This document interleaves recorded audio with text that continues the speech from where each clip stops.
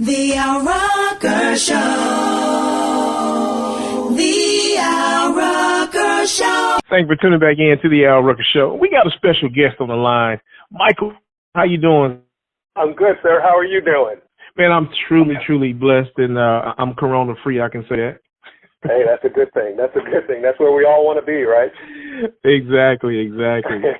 But Mr. BoatMan, you're a true veteran when it comes to TV sitcoms, from China Beach to Spin City, where you worked alongside Michael J. Fox. Yeah. And you received not one but two NAACP Image Awards. To now starring in The Good Fight, working with the amazing Christine Baranski. Man, tell us about this. Yeah, this is a phenomenal series, and I'm glad that you guys allowed me and my show to be a part of it. So CBS was gracious enough to send me multiple episodes, and I've been watching them all. I can't put it down. I'm loving it. Oh man, that's so good to hear. Thank you very much, Al.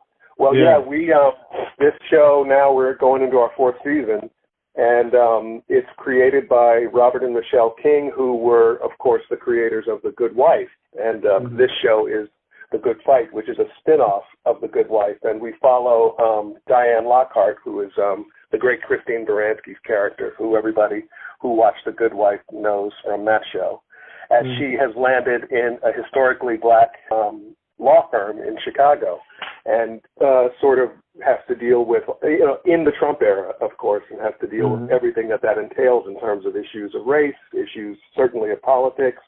And over the, 4 seasons, we've definitely kind of bounced back and forth. The first couple of seasons were very, very sort of Trump heavy. My character is actually the only admitted Trump supporter in the African-American law firm, which of course causes me some problems in a firm that's mostly occupied by liberals. And but it's been so much fun playing this element of the character. My character was also on The Good Wife many times over the years, but we never really learned about his politics. And so when the producers came to me for The Good Fight and wanted me to join the show, I was happy to do it, playing the same character. And then they said, yeah, he's the same guy, but we've got some, he's a Trump supporter. What? Yeah. So for me, it was a different take on a character that I had been playing in one way, in off and on for 7 seasons. But it's been a lot of fun. Yeah, and the character speaking of is Julius Kane. And again, you said he's an outspoken conservative that is a Trump supporter. So I know, what kind of prep did it take you to prep for this? And what kind of research it took you to play this character like this, to be a conservative Trump supporter? Yeah. Interestingly enough, I was able to tap into, I always say that I want to be able to play, that a good actor always wants to honor his characters and play them truthfully, So I didn't want to deal in stereotypes. I didn't want to deal in what Michael BoatMan thought about, the current administration, because it's not about me. It's about what my character wants and what what the character is to the piece, to the show. And so I had to kind of put my own political opinions off to the side, which wasn't particularly hard. We hadn't talked about his politics in the old show, and so it was.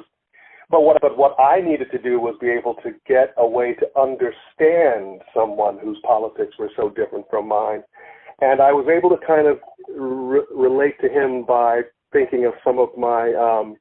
My grandfather, my great-grandfather, my uncles were all in the military. We're a military family. And my great-grandfather was in World War II. My grandfather was in Korea. My father and my uncles were all in Vietnam. And so we had a long kind of, history of supporting the military.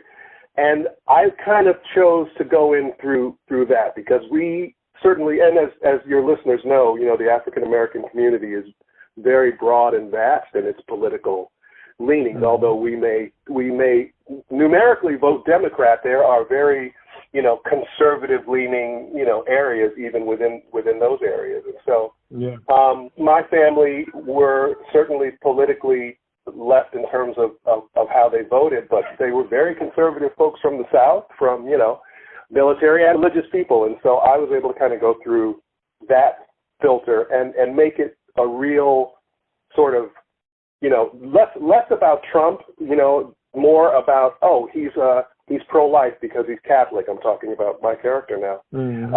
And perhaps, he is from a military family, and we discover in one episode in, I think, the third season that he's had like 7 kids.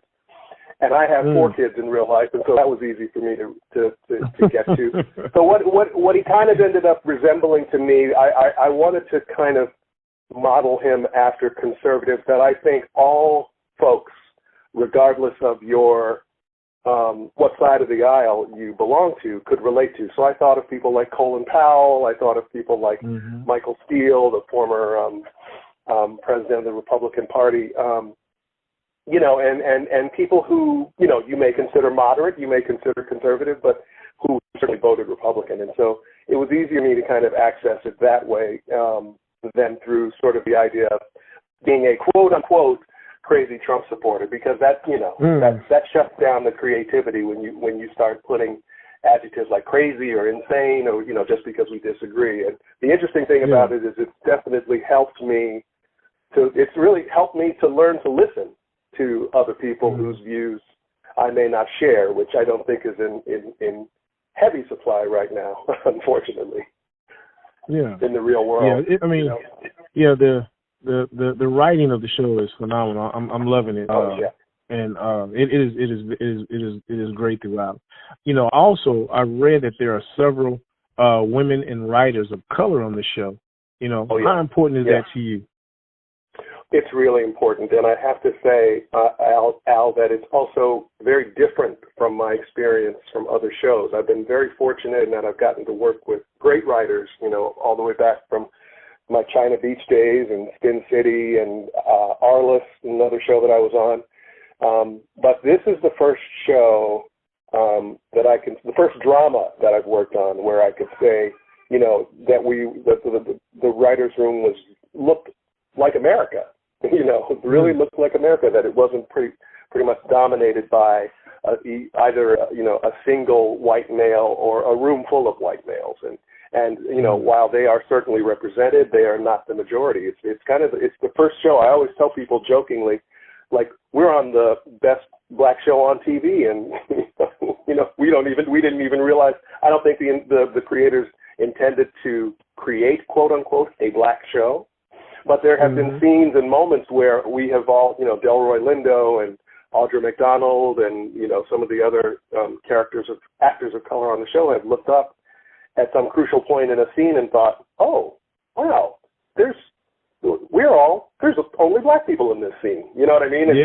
And it's a powerful feeling. And to be talking, last week's episode had a great amount to deal about the idea of reparations, which is, as you know, a conversation, it's a pretty big conversation in parts of the African American community. And I was unhappy that my character wasn't involved in those scenes because he has gone in another direction on the show. So he's not in the firm all the time. Yeah, exactly. And you took my leading question. I was going to ask you about that in regards, because there are some serious issues that are tackled on The Good Fight, and one was reparation, and one was the N-word. How well do you feel that the writers did by regarding these issues? I think they did brilliantly by both, because they did what I hope any reasonable group of people who are discussing these issues which is they took several different perspectives. And not one perspective was considered right or overreaching all of the others, as it would be in real life. You got a room full of people, you're going to have a room full of opinions. And so I just thought, wow, even watching those scenes in the office, even those scenes that I'm not in with regard to the reparations issue, I just remember thinking, oh my God, I am so proud. Look at this scene. Look how these people are talking about this issue in an intelligent and dramatic and interesting way. And there are people who are watching this show who never even had an inkling of this conversation. And so I was very proud to be a part of the show that takes those kinds of chances. And with the N-word part of the storyline that Delroy Lindo's character Adrian gets into, that's where we are. I mean, I think a lot of these stories are taken from experiences that some of our writers have either heard about or, heard mentioned, in their real lives. And I do remember here, I think one of them told me that there was an African-American man that got in trouble for using the N-word in a room full of white people. Exactly. Which is, to me, the most ironic thing, and that they were offended and hurt, and he was reported to Human Resources. I think he was fired, is the real story. So, that's the time and that's the world we live in. I don't have the answers to it, but it's fun to watch. Yes. I love how they addressed it in the film. So I'm gonna switch up a little bit. You played characters in comedies and in dramas. Yeah. Is there a preference? Mm-hmm. Oh, I love them both. You know what? I think I've always been fortunate enough that I have a facility for both, or people seem to think so because they keep hiring me on both sides. The last show I did before The Good Fight was a show called Instant Mom on Nickelodeon with the wonderful Tia Mowry, and it was a sitcom. 3 seasons and in front of a live audience, which is just so much fun. I'm a theater actor, and that's my first love, performing in front of a live audience. And so, but they exercise kind of different muscles, and The Good Fight requires, and it's interesting because the writers of The Good Fight, the creators, actually like a bit of comedy in the show. Frequently, there are very funny moments in The Good Fight, even more so, I think, than there were on The Good Wife. I think they really hire actors who have a facility for both. So you'll find, we're in New York, so we got the greatest Broadway actors in the world to be guest stars.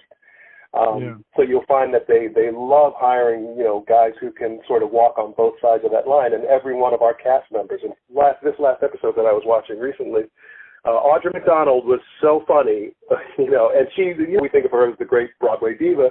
She's also hysterical, and every one of my castmates kind of has that ability to walk both sides of that line. Christine Baranski, Niambi, and all of the wonderful actors I get to work with. And so I have always felt that is really kind of the sweet spot for actors to be able to. First of all, it helps you get more work if you're familiar. If you can make a name for yourself in both of those realms. There are times when, he's a drama guy, or he's a comedy guy. We can't, and now I think those barriers are kind of falling by the wayside. So good to be able to work both sides of that line. Yeah. Well, you and the cast is doing a phenomenal job, and like I said, I've been binge watching this the whole time, and I haven't been let down. I'm looking forward to every episode. I have a ton of work to do, but I'm finding myself going right back and watching the episodes again. So you guys are doing a fabulous job. You're doing a great job on Julius Cain. So you nailed that part. Everybody's doing a phenomenal job. But tell our listeners, where can they stream The Good Fight? All right, so they can stream The Good Fight currently on CBS All Access, which is CBS's streaming platform. We are there with both the new Star Trek shows, Star Trek Discovery and Star Trek Picard. And we're on CBS All Access, and new episodes drop every Thursday. Yeah, definitely. So how can our listeners also follow you on social media? I am on all of the social media. I'm on Twitter, I'm on Facebook, and I'm on Instagram. My daughter is yelling at me to remind everybody that I'm on Instagram. Listen, I'm of an age where all of this stuff is still kind of like, what? Oh, okay, I'm on Instagram too, but, just look me up and I'm there. All right, man. Well, man, thank you again. Congratulations on the success that you've been having throughout your career. And again, I'm loving The Good Fight. So keep up the great work, man. We're very, very proud of you. Al, thank you very much. I appreciate that, sir. And congratulations on your success. Thank you. Thank you for calling into the show. All right. The Al Rocker Show. The Al Rocker Show.